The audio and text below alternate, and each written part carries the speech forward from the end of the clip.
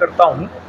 और हम लोग की 2 दिन जो यहाँ पर आए थे, विभिन्न प्रदेशों के अनुसूचित क्षेत्र के काम करने वाले कार्यकर्ता लोग, 2 दिन का यहाँ चर्चा हुआ। चर्चा का मूल चीज ये थी कि पूरे भारत में जो 5वीं अनुसूचित क्षेत्र है, संविधान में लिखित 5वीं अनुसूचित क्षेत्र, उस क्षेत्र में कैसे प्रशासनिक व्यवस्था लोकतांत्रिकरण ज्यादा हो सकता है।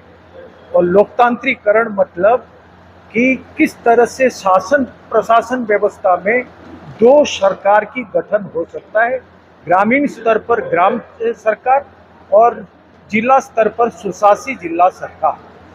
ये कैसे गठन हो सकता है जो संविधान के 5वीं अनुसूची का मंशा और 1996 में जो पेशा कानून बना था, है ना, संविधान के भाग 9 का विस्तार करते हुए, उसका भी मंशा यही था जो पेशा कानून के 28 साल के बाद भी अभी तक किसी भी प्रदेश में संविधान की मंशा के अनुरूप हुआ नहीं है। और उसके लिए हम लोगों का चर्चा ये था, और चर्चा करने के उपरांत हम लोग ने एक घोषणा पत्र भी तैयार किए हैं। और जिस ये बात हो रही है ना कि किस तरह से जो औपनिवेशिक प्रशासनिक व्यवस्था ढांचा हम लोग ने मान लिया था, उसको बदलाव करने की समय आ गया। और ये आज़ादी का अमृतकाल में जो है ना, ये सही समय है जिस समय की सही मायने में औपनिवेशिक ढांचा को तोड़ते हुए लोकतांत्रिकरण हो सकता है, जिसमें कि लोक तय करेगा, है ना, लोक निर्णय लेगा कि संसाधन का उपयोग कैसे हो सकता है, और विवाद निपटार का जो है तरीका कैसे जो समतामूलक रूप से हो सकता है, उसका तय करने का कानून बनना चाहिए। इसके बारे में जो है हम लोगों ने बात किया। 28 साल में जो गलती हुआ है उसको सुधारने की जरूरत है, क्योंकि सबसे बड़ा जो गलती किया गया है वो पंचायत राज को ही अनुसूचित क्षेत्र में ये कर दिए, विस्तार कर दिए, जो सही में करना नहीं चाहिए था। वो संविधान में लिखा हुआ था, अनुच्छेद 243 में लिखा हुआ है कि इसको करना नहीं चाहिए, लेकिन कर दिए। करके जो है ना, सुधारते सुधारते सारे गलतियां और हो रहा है, इसको जिसके कारण बड़े पैमाने पर इस क्षेत्र में विस्थापन और विघटन और विनाश की रास्ते में जा रहा है ये पूरे इलाका और समाज।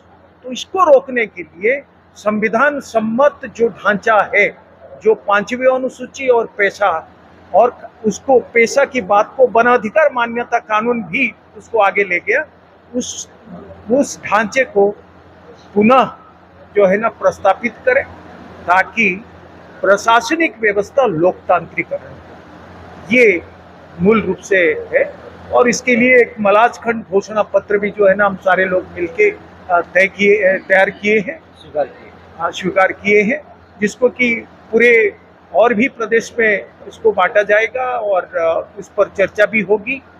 और सबसे बड़ी बात ये है, मैं आपको एक सूचना देना चाहता हूँ कि हमारे जो घोषणा पत्र का जो मुख्य बिंदु है, ग्राम सरकार और जिला सरकार, ये चीज को जो है भारत का एक प्रमुख राजनीतिक दल जो है अपने घोषणा पत्र में रख चुका है, जो न्याय पत्र बोल रहे हैं, है ना, उसमें रख चुका है। और हमारी ये प्रयास होगी कि इसको ज्यादा से ज्यादा जो है ना उसको फैलाया जाए, और जिस पर कि विधानसभा और संसद जो है सही मायने में जो है ना कानून बनाए। क्योंकि पूरे देखिए आज़ादी के बाद से और पेशा कानून के बाद भी अनुसूचित क्षेत्र में जो कानून चल रहा है, सारे गैर संवैधानिक और गैर कानूनी है, कोई भी संविधान सम्मत नहीं है।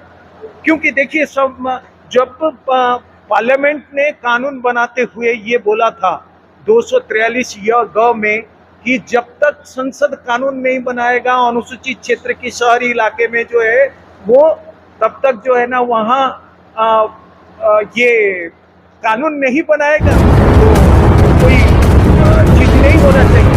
लेकिन ग्राम पंचायत को नगर पंचायत करना, नगर पंचायत को नगर पालिका, नगर पालिका को नगर निगम करते हुए बड़े पैमाने पर अनुसूचित क्षेत्र की जो संसाधन है, खासतौर पर जमीन है, हस्तांतरित होते जा रहा है, जो संविधान की घोषणा।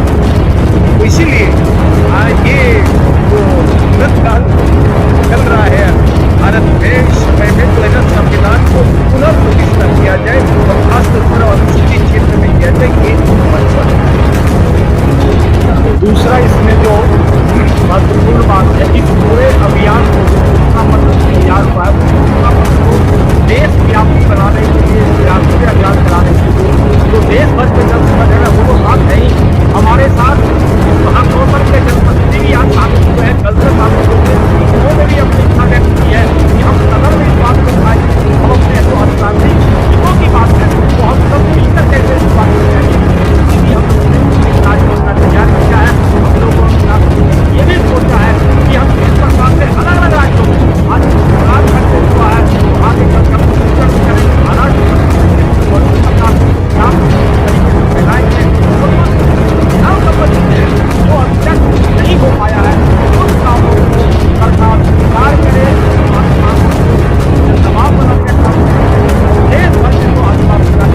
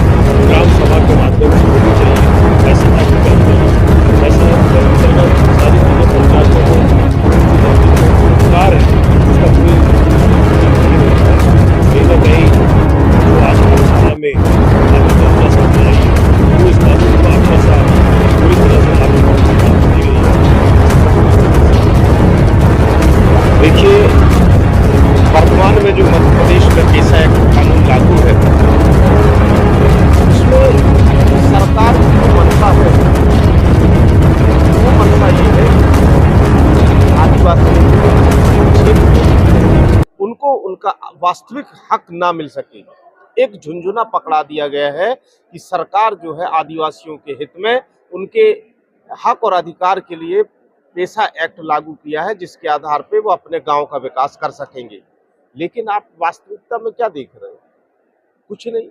जो एक बार उन्होंने तय कर दिया कि कोई परियोजना बनेगा, वहां पे ना ही ग्राम सभा को महत्व दिया जा रहा है, ना ही कोई पुलिस प्रकरण होता है तो उस पे ग्राम सभा को पूछ के या किन किन धाराओं पे ग्राम सभा फैसला दे, ये अभी क्लियर नहीं है। आज इस दो स्वीकारशाला में हमारे समाज के प्रबुद्ध लोगों ने एक ड्राफ्ट तैयार किया है कि पेसा एक्ट में और अनुसूचित क्षेत्र जो है उनमें ये लागू किया जाए, तभी हमारे आदिवासी क्षेत्र में निवास करने वाले सभी का समुचित विकास हो सकेगा।